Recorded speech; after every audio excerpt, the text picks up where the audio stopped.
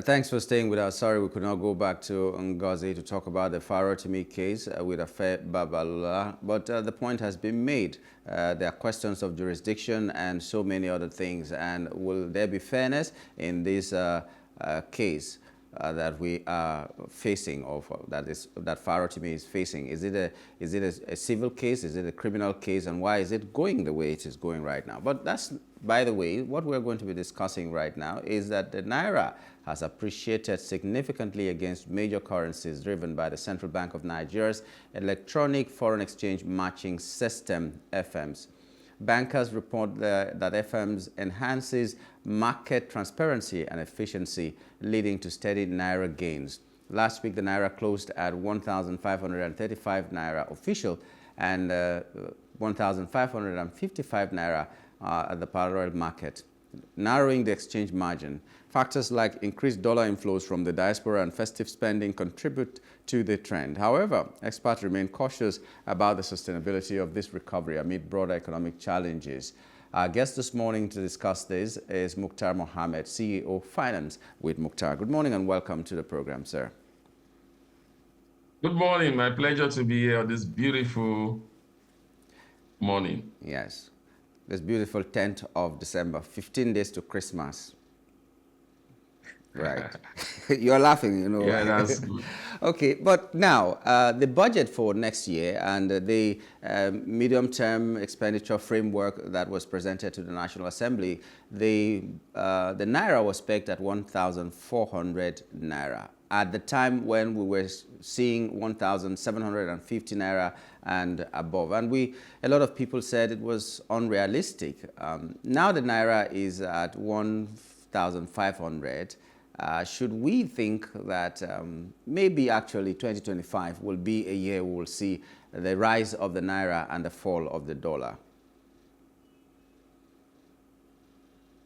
The fall of the dollar, because the dollar is almighty. So even if the dollar falls today, he's still making more. He has made more gain compared to the Naira from where we are coming from. But I get what you are trying to talk if you look at it today. I think the exciting thing is what you have just put in your report. I think you hit the nail in the head in your introduction about festivity period, Nigerian diaspora coming home for the usual dirty December. So that has helped boost our liquidity. You know, I keep saying that the challenge of the market is the retail end of the market, not really the autonomous foreign exchange market. That was the challenge. And so finally, we are beginning to see the government look at that retail end, and they are trying to sort out things in that retail end. And so we're liquidity in the retail end today. So we are seeing the movement of the Naira.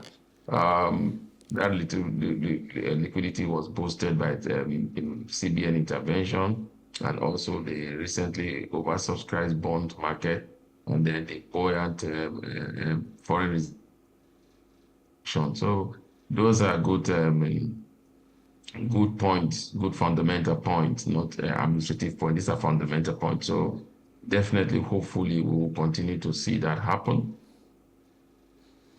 Okay, but they say the bankers before. Okay, and then go on. I was not hearing you anymore. I thought you had stopped talking. Well, the bankers attributed this. been on this. Yes, the bankers attributed this rise of the Naira to something else, and you're talking about the fact that I said in that report that diaspora spending or return of diaspora and the festive spending has made this to be. So are we to believe that the bankers are not showing us the true picture, or this thing they are attributing these fortunes of the Naira to also has a role to play? Yes, you see, it's all encompassing. When you're trying to subsidize, what you're trying to build your currency, you talk about diaspora funding, you talk about the UTI citizens, especially Nigeria coming home. That is part there. You know, I looked at what they're talking about, the bond market. Remember the oversubscription. Then you look at the foreign reserve, oil production has gone up according to OPEC. We're able to do 1.4 million barrels. That's also contributed. And so then you also look at what they have done in terms of transparency and openness by introducing the what I call the digital type of it. I think it's now more open. It's not beginning to look like what we have in the stock market, open bid, offer, and that. So definitely, but again, like I said, all these are only possible because you have liquidity. So the challenge has always been liquidity. So if you have all these things, maybe you have this digital platform, open bid, and there's no liquidity, the challenge will still be there. Like we keep saying, the problem with the Naira is not the official person that have 100 million that need $50 million on the, it's the person that need $1,000, $2,000 that are not able to get it. Those are the major challenges. And so that is being addressed now. So we are seeing that there's liquidity in the market, especially in the retail market, the bank. So all these things are helping. Yeah, but they also said that the boosting of the external reserves has also contributed to the strength of the Naira. Is that true? Today. Did you hear me? I didn't get that from you. Yeah, I get you. I said I also agree. I said it's also that the boosting of the external reserve have also contributed. So how can we sustain this momentum? Because if it will be fluctuating, then it will mean that we'll go back same old, same old. How can we sustain this external reserve? How can we sustain the things that are making the Naira to be strong in the market right now? I think that's my major challenge. But like I said, these are fundamentals, are not just administrative. So definitely, there might be room. And in terms of fundamental, we may have more inflow. And so we're expecting that more inflow will come. Oil production will go up according to the budget benchmark of 2.03 million barrel in 2025. That also could help.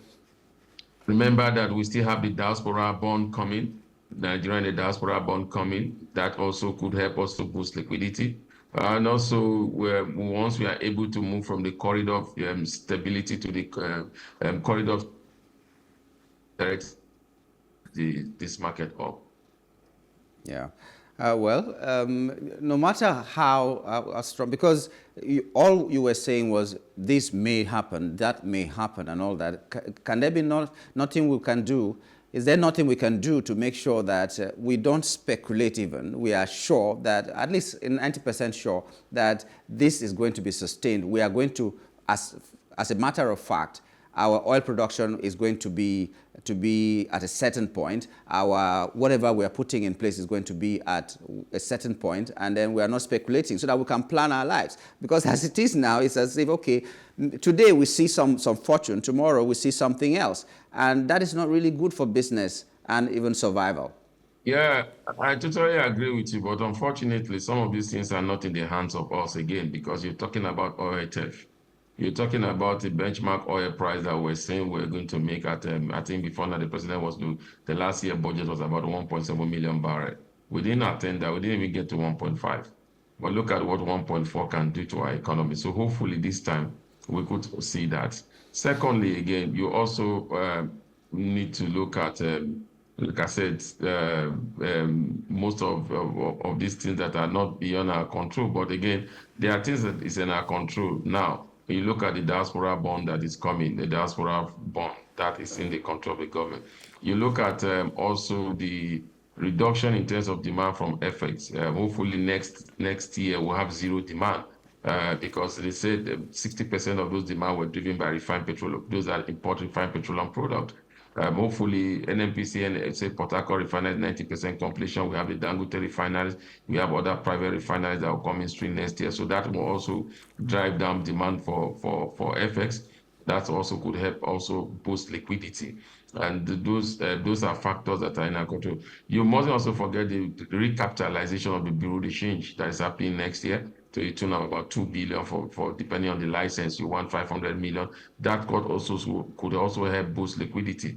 So when you look at all these factors, yes, some of the only factor that I essentially think is out of our control is terms of oil production. And unfortunately, that happened to be what is the major cash cow. But hopefully with the reduction in oil theft due to security security in those improvement in security, we could see that happen also. So it's not about maybe not, but you know, in economy, you are not. Economy is not a state. It's not a stable variable.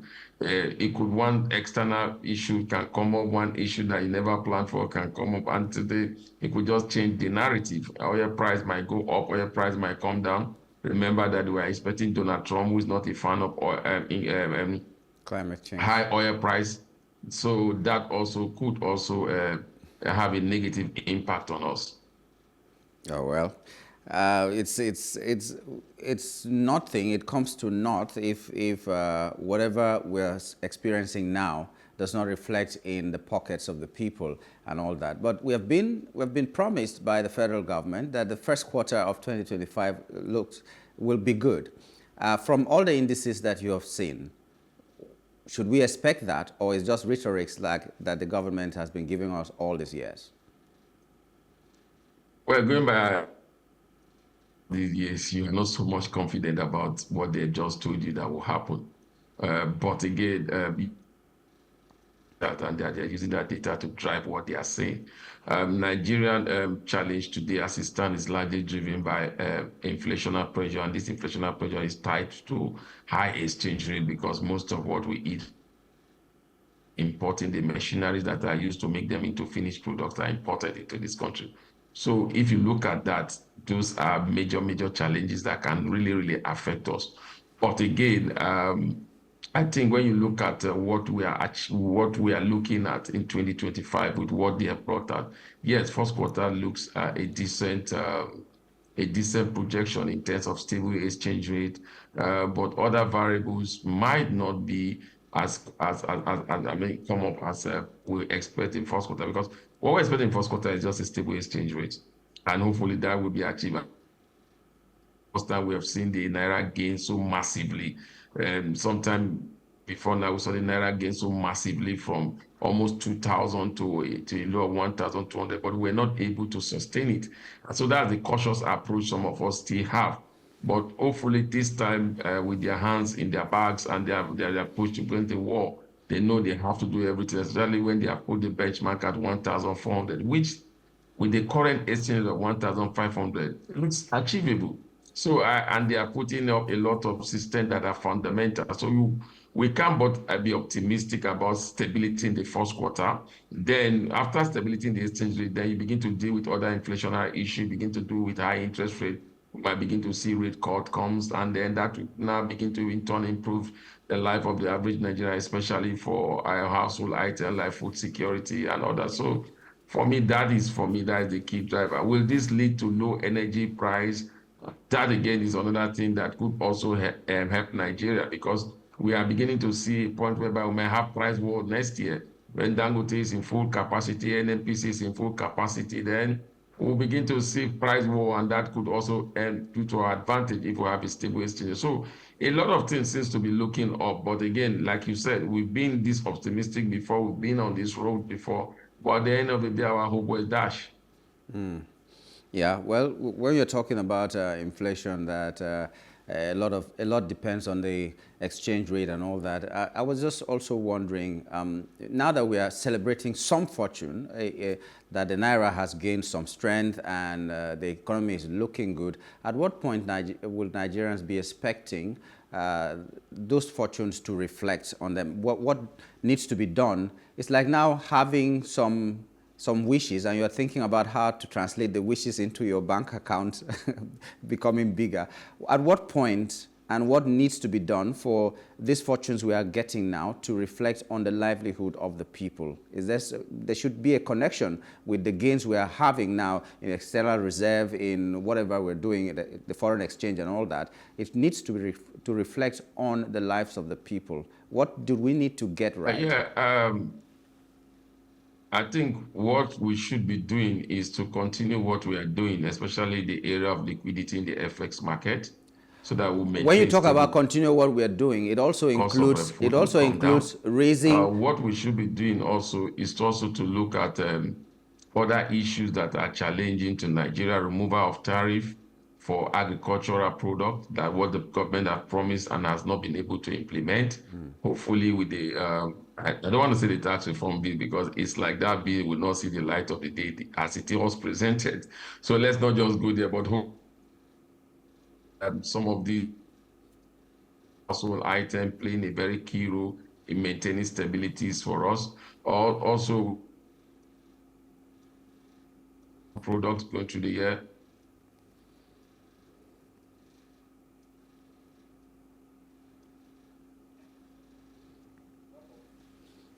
Yeah, I think again we lost Mukhtar's video and audio at this point. I wish we could finish it, but it's a possibility we might not even be able to go back to Mukhtar. I would have loved him to tell us or re-emphasize what he feels about the monetary policy that, you know, the MPC meeting will be held every now and then they will raise the interest rates. If he said that whatever we're doing now, we should continue, if that is part of what we should continue. But maybe it's a matter for another day. We should remain hopeful, like he said, and that is what Nigerians have, hope upon hope and hope. And this administration is renewed hope. Last time it was hope, and then now it's renewed hope. We hope that 2025, as they have said, will be a good year for all of us. And all fingers should be on deck, all hands must be on deck to make sure that we move our Nigeria to enviable heights. For those people who, without any provocation, are raising their prices because this is the condition we find ourselves in our country now, speak to your consciences and know that you might be contributing to Nigeria's downfall more than you know. Be honest in your business dealings and everything else. All of us should start from our little corners. And that's how we wrap it up on the show this morning. We'd like to thank you for being a part of it. And we hope that you'll rejoin us another time when we have the opportunity to be together. Until then, my name is Nyamgyul Agaji. Thanks for being there.